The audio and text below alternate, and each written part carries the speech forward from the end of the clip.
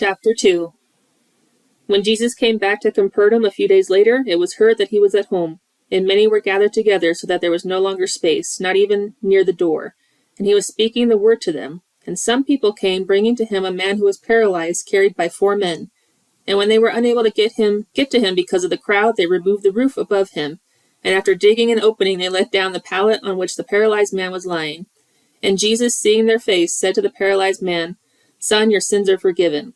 But some of the scribes were sitting there and thinking it over in their hearts. "Why does this man speak that way? He is blaspheming. Who can forgive sins except God alone?" Immediately Jesus, aware in his spirit that they were thinking that way within themselves, said to them, Why are you thinking about these things in your hearts? Which is easier to say to the paralyzed man, 'Your sins are forgiven,' or to say, 'Get up and pick up your pallet and walk'? But so that you may know that the Son of Man has authority on earth to forgive sins," he said to the paralyzed man, "I say to you, get up, pick up your pallet, and go home." And he got up and immediately picked up the pallet and went out in the sight of everyone, so that they were all amazed and were glorifying God, saying, "We have never seen anything like this."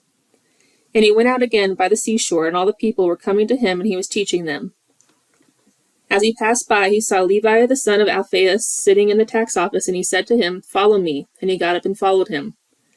And it happened that he was reclining at the table in his house, and many tax collectors and sinners were dining with Jesus and his disciples, for there were many of them, and they were following him. When the scribes of the Pharisees saw that he was eating with the sinners and tax collectors, he said to his disciples, "Why is he eating with tax collectors and sinners?"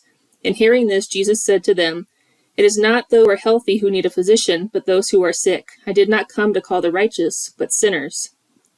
John's disciples and the Pharisees were fasting, and they came and said to him, "Why do John's disciples and the disciples of the Pharisees fast, but your disciples do not fast?" And Jesus said to them, "While the groom is with them, the attendants of the groom cannot fast, can they? As long as they have the groom with them, they cannot fast. But the days will come when the groom is taken away from them, and then they will fast on that day.